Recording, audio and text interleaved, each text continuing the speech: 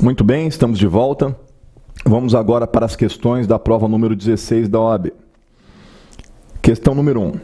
Carlos foi condenado pelos crimes de tráfico de entorpecentes e posse de arma de fogo de uso permitido em concurso material, sendo sua conduta tipificada da seguinte forma: artigo 33 da Lei 11.343 e artigo 12 da Lei 10.826 de 2003, na forma do artigo 69 do Código Penal.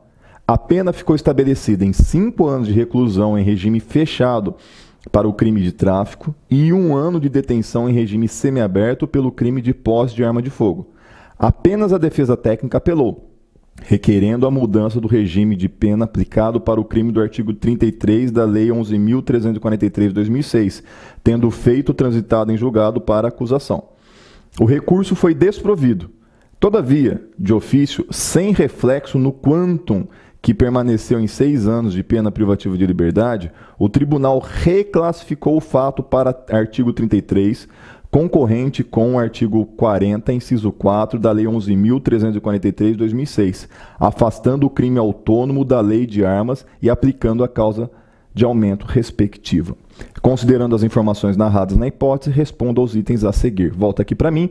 Olha o que está acontecendo. O Carlos, ele foi processado, tudo irregularmente, sem nenhum problema, por 2 crimes. Tráfico de drogas e porte de arma de fogo. 2 leis. Uma lei a lei de drogas e o Estatuto do Desarmamento. 2 leis.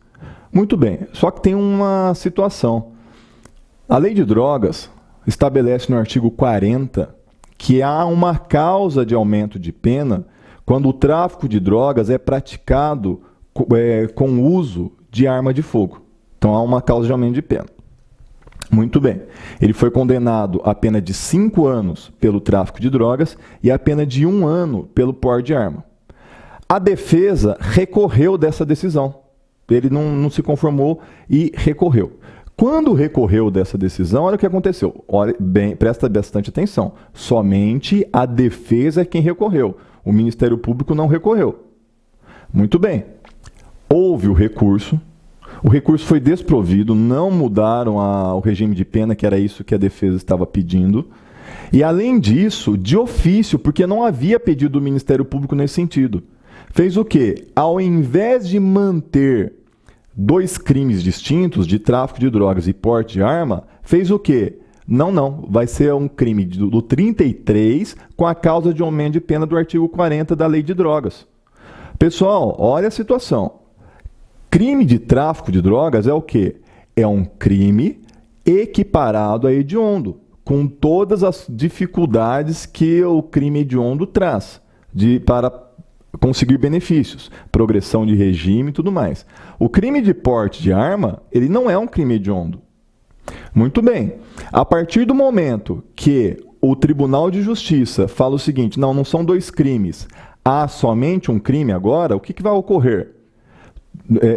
Aquele porte de arma, ele se torna um crime hediondo. Então, dificulta. Aquele 1 aninho que ele tinha vai se tornar uma causa de aumento de pena, e isso aqui vai fazer com que seja um crime hediondo. Então, o porte de arma também vai ter todas as dificuldades do crime hediondo.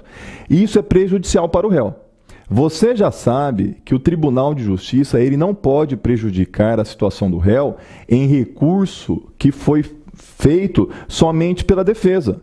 O que é isso? Isso aí é reformatio impégius e é proibido. Proibição da reformatio impégius. Quando a situação do réu é prejudicada em recurso exclusivo da defesa. Muito bem. Então, vamos lá a uma possível resposta às indagações do examinador. Poderia ser aplicado o regime inicial de cumprimento de pena diverso do fechado para o crime de tráfico ilícito de entorpecentes, previsto no artigo 33, caput da Lei 11.343 de 2006? Resposta: sim, poderia ter sido aplicado o regime inicial de cumprimento de pena diverso do fechado para o crime de tráfico, tendo em vista que atualmente o Supremo Tribunal Federal tem se manifestado no sentido de ser possível a aplicação de regime mais brando para crimes hediondos e equiparados, posto que a vedação estabelecida no artigo 2º, parágrafo 1º da Lei 8.072 de 90 seria inconstitucional, uma vez que viola o princípio da individualização da pena. Volta aqui para mim, esse tema aqui nós trabalhamos na última aula. Você lembra disso? Nós falamos sobre isso na aula passada. E aqui, novamente, o examinador traz essa questão. Se há a possibilidade de um regime mais brando do que o fechado para início do cumprimento da pena.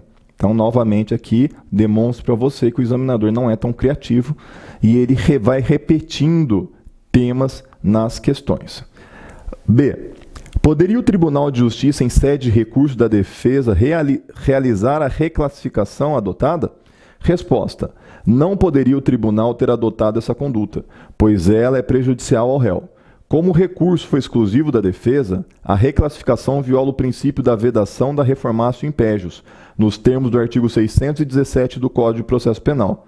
O prejuízo da nova classificação pode ser verificado, por exemplo, no cálculo da prescrição, pois havendo 2 crimes, o prazo seria fixado de maneira separada para cada um, nos termos do artigo 119 do Código Penal, que estabelece que, no caso de concurso de crimes, a extinção da punibilidade incidirá sobre a pena de cada um isoladamente. Além disso, na execução, a progressão de regime no caso da causa de aumento será calculada em 2/5 ou 3/5, se reincidente, do total de 6 anos, enquanto que, se mantidas as condenações separadas, esse percentual somente seria aplicado sobre a pena de 5 anos, pois sobre 1 ano seria aplicado o percentual de 1/6, já que a posse de arma de fogo não é crime hediondo, conforme artigo 2º, parágrafo 2º da Lei 8.072 de 1990. Volta aqui para mim. Então, você vê aí quais são as complicações que essa reclassificação pode trazer para o Carlos. E isso, então, deve ser combatido pelo advogado. Então, tem que continuar separado as penas para beneficiar o seu cliente. Vamos lá para a questão número 2. No dia 3 de maio de 2008, Luan foi condenado à pena privativa de liberdade de 12 anos de reclusão pela prática dos crimes previstos nos artigos 213 e 214 do Código Penal, na forma do artigo 69 do mesmo diploma legal, pois no dia 11 de julho de 2007, por volta das 19 horas, constrangeu Carla, mediante grave ameaça, a com ela praticar conjunção carnal e ato libidinoso diverso. Ainda cumprindo pena em razão dessa sentença condenatória, Luan, conversando com outro preso, veio a saber que ele havia sido condenado por fatos extremamente semelhantes a uma pena de 7 anos de reclusão. Luan, então, pergunta o nome do advogado do colega de cela que lhe fornece a informação. Luan entra em contato pelo telefone indicado e pergunta se algo pode ser feito para reduzir sua pena, apesar de sua decisão ter transitado em julgado. Diante dessa situação, responda aos itens a seguir. Pessoal, volta aqui para mim. Primeira coisa, nós estamos falando de direito penal, aquilo que está na lei e que pode beneficiar o réu. Aqui, o examinador, ele traz uma situação, ele descreve uma situação bastante grave, bastante nojenta, bastante terrível, que demonstra a imoralidade desse cidadão. Porém, você tem que defendê-lo, porque você quer passar na OAB. Então, por favor, não confunda aqueles princípios que você tem, não confunda aquele senso de justiça que você tem com esse exercício que você tem que fazer para ver se você consegue aplicar o direito penal. Porque talvez você tenha no seu coraçãozinho, na sua cabecinha, a ideia de que o cara que é estuprador tem que morrer. Eu vou defender esse cara? De jeito nenhum. Se você continuar com este pensamento, você vai ter dificuldades de defender algumas pessoas nas provas da OAB. Muito bem, fecha parênteses. Vamos lá. Você sabe que antigamente o Código Penal previa 2 tipos de crimes relacionados à sexualidade, que era o estupro e o atentado violento ao pudor. O que é o estupro?